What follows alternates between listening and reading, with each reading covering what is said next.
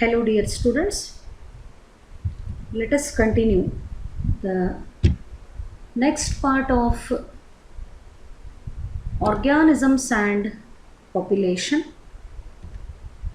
and in this video I am explaining about the abiotic factors, how they influence the biotic components. In the previous video I explained about definition of ecology, how seasons are formed, what is the reason for the formation of different biome and what are the major biome. The study of interaction among the organisms and organisms with its surrounding environment, it is called ecology.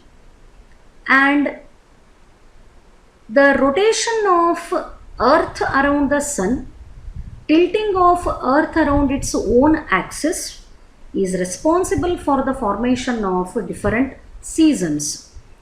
Annual variation in the precipitation and temperature decides particular biome, and the major biome are desert, rainforest and tundra. Organisms in the environment, they are not only occurring in the favorable habitats, but even they are occurring in the extreme harsh habitats such as desert, rain-soaked forest, deep ocean trenches, torrential streams, permafrost polar regions, high mountain tops, boiling thermal springs and stinking compost pits. Apart from this one also, ಅಂದರೆ ಇಷ್ಟು ಥರದ್ದು ಬೇರೆ ಬೇರೆ harsh habitat ಒಳಗೆ ಬದುಕೋದ್ರ ಜೊತೆಗೆ the organisms are even found in the intestine of man. Outside the body environment ಒಳಗೆ ಎಲ್ಲೆಲ್ಲಿ ಆರ್ಗ್ಯಾನಿಸಮ್ಸ್ ಬದುಕ್ತಾವ ಅನ್ಲಿಕ್ಕೆ ನಮಗೆ ಬಹಳಷ್ಟು ಎಕ್ಸಾಂಪಲ್ ಅವ. And depending on requirement of the surrounding habitat, these organisms undergo adaptation. ತಮ್ಮ ಬಾಡಿ ಒಳಗೆ ಬದಲಾವಣೆಗಳನ್ನು ಮಾಡ್ಕೋತಾವ. And those adaptations help the organisms to survive as well as to undergo the reproduction. ಬದುಕಲಿಕ್ಕೆ ಮಾತ್ರ ಅಲ್ಲದೆ ಅಡಾಪ್ಟೇಷನ್ಸು ಆ ಆರ್ಗ್ಯಾನಿಸಮ್ಗಳಿಗೆ ಅದರದೇ ಆದ ಹ್ಯಾಬಿಟೇಟ್ ಒಳಗೆ ರೀಪ್ರೊಡಕ್ಷನ್ ಮಾಡಲಿಕ್ಕೂ ಹೆಲ್ಪ್ ಮಾಡ್ತದೆ. ಸೊ ಎಕ್ಸ್ಟ್ರೀಮ್ ಹ್ಯಾಬಿಟೇಟ್ಗಳ ಬಗ್ಗೆ ನೋಡಿದ್ದಾಯಿತು. One more very important point here is, even in the human intestine, number of microbes are surviving.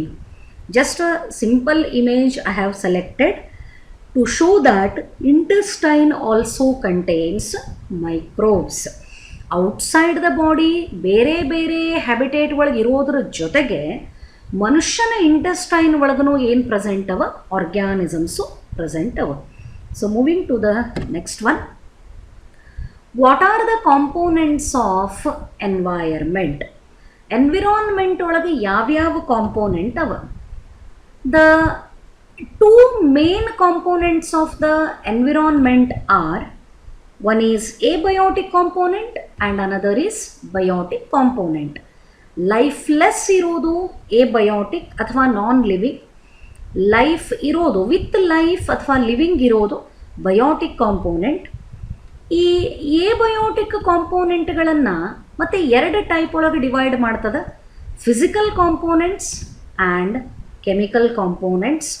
Physical component ಒಳಗೆ light, air, soil, temperature, all this are included.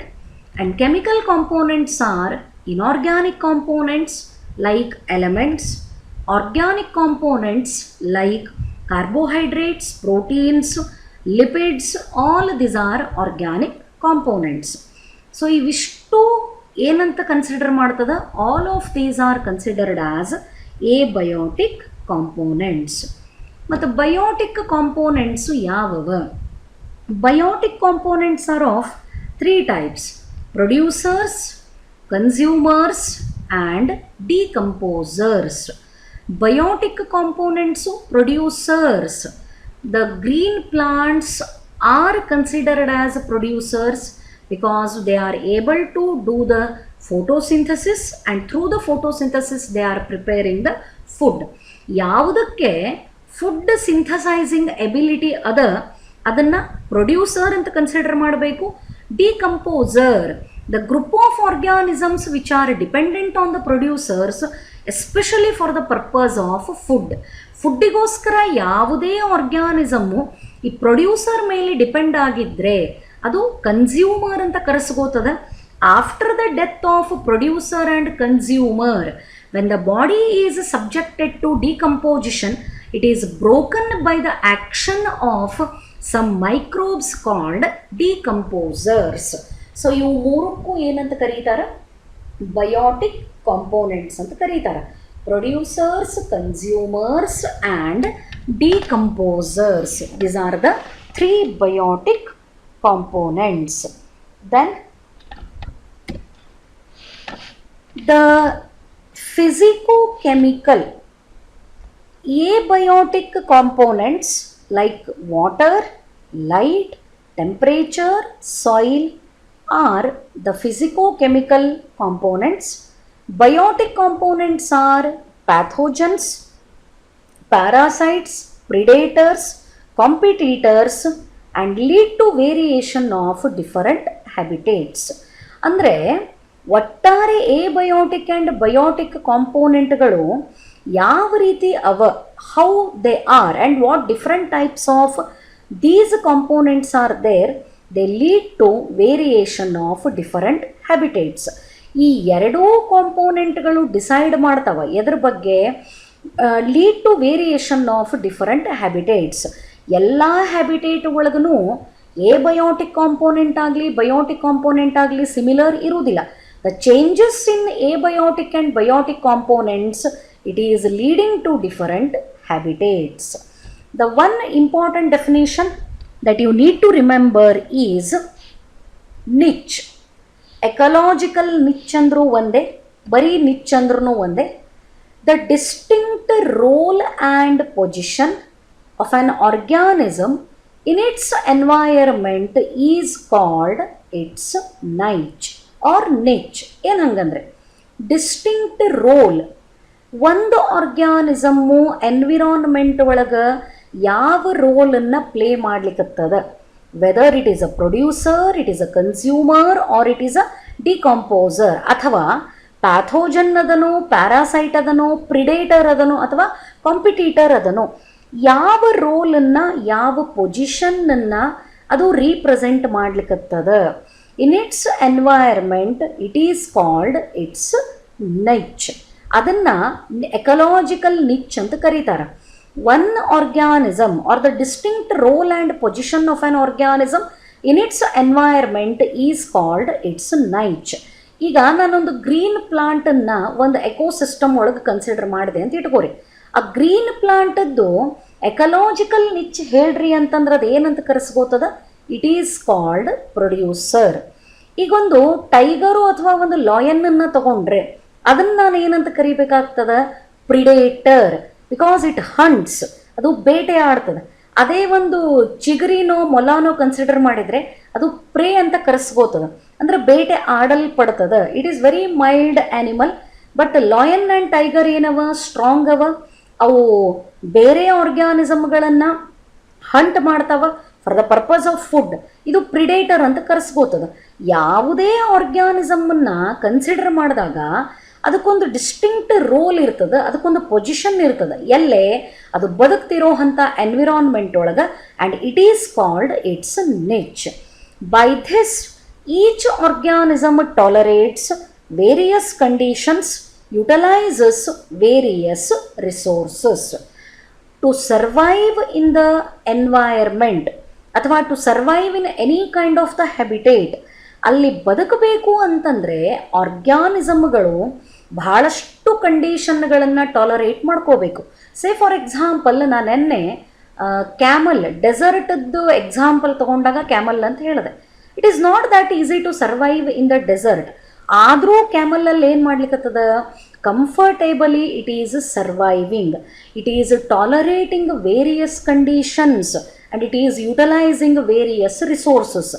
ಆ ಜಾಗದೊಳಗನೆ ಬದುಕಿ ಉಳಿಬೇಕು, ಆ ಎಕಲಾಜಿಕಲ್ ನಿಚ್ಚನ್ನು ಅದು ರೀಪ್ರೆಸೆಂಟ್ ಮಾಡಬೇಕು ಅಂತಂದರೆ ಡೆಫಿನೆಟ್ಲಿ ಅದು ಬಹಳಷ್ಟು ಕಂಡೀಷನ್ಗಳನ್ನು ಟಾಲರೇಟ್ ಮಾಡ್ಕೋತದ ಆ್ಯಂಡ್ ಅಲ್ಲಿರೋ ಅಂಥ ರಿಸೋರ್ಸ್ಗಳನ್ನು ಯುಟಿಲೈಸ್ ಮಾಡಿಕೊಂಡು somehow it will survive in the particular habitat or the environment.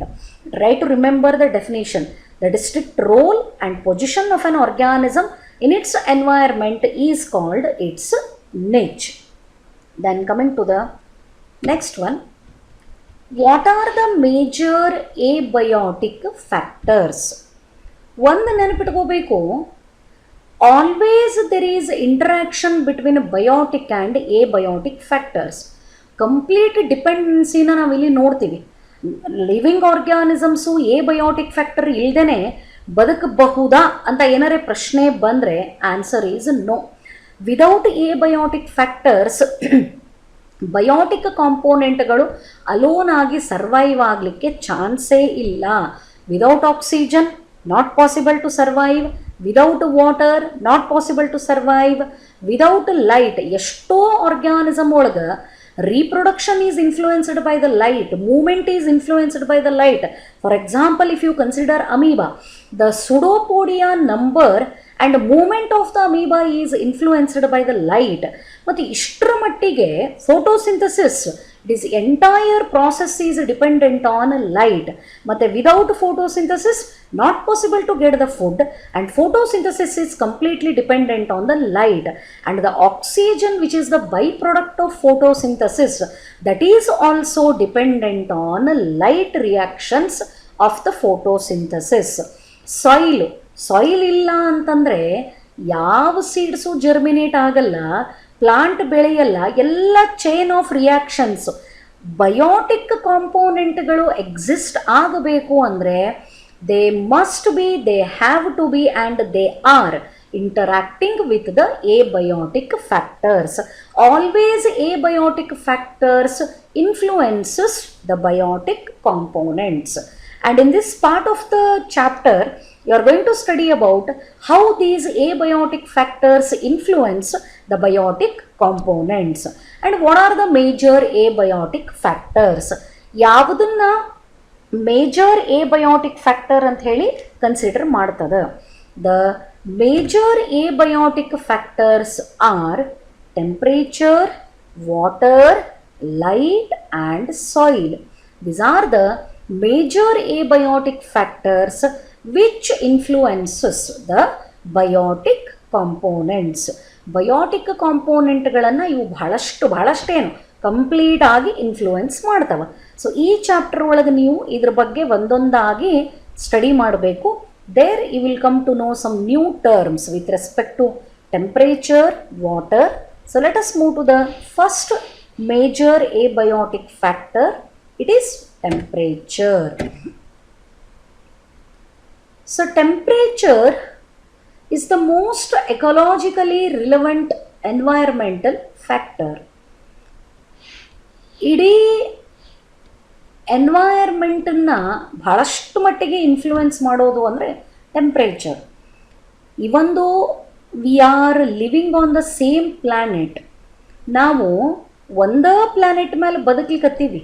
But ಒಂದು ಜಿಯೋಗ್ರಫಿಕಲ್ ಏರಿಯಾದಿಂದ ಮತ್ತೊಂದು ಜಿಯೋಗ್ರಫಿಕಲ್ ಏರಿಯಾಕ್ಕೆ ನಾವು ಕನ್ಸಿಡರ್ ಮಾಡಿದರೆ temperature will B varying. Temperature ಒಳಗೆ ಬದಲಾವಣೆ ಆಗ್ತಾನೆ ಹೋಗ್ತದೆ ಆ್ಯಂಡ್ ಇಟ್ ಡಿಸೈಡ್ಸ್ ಅಲ್ಲಿ ಆ ಹ್ಯಾಬಿಟೇಟದ ಕ್ಯಾರೆಕ್ಟರ್ಗಳನ್ನು ಈ ಟೆಂಪ್ರೇಚರ್ ಬಹಳಷ್ಟು ಮಟ್ಟಿಗೆ ಇನ್ಫ್ಲೂಯೆನ್ಸ್ ಮಾಡ್ತದೆ. The average temperature on land varies seasonally. Temperature season wise change ಆಕ್ಕೋತ ಹೋಗ್ತದೆ from one season to another season and decreases progressively from the equator towards the poles and from plains to the mountain tops. ಏನು ಹಂಗಂದರೆ season wise temperature ಬದಲಾವಣೆ ಆಗ್ತದೆ, ಒಪ್ಕೊಳ್ಳೋಣ. ಇದು ಇಕ್ವೇಟರ್ದಿಂದ pole ಕಡೆಗೆ ಹೋದಂಗೆ ಅಂದರೆ ಸಮಭಾಜಕ ರೇಖೆಯಿಂದ ಮೇಲೆ ಐಸ್ ಪೋಲ್ ಕಡೆಗೆ ಹೋದಂಗೆ ಟೆಂಪ್ರೇಚರ್ ಏನಾಕೋತ ಹೋಗ್ತದೆ, ಕಡಿಮೆ ಆಕೋತ ಹೋಗ್ತದೆ.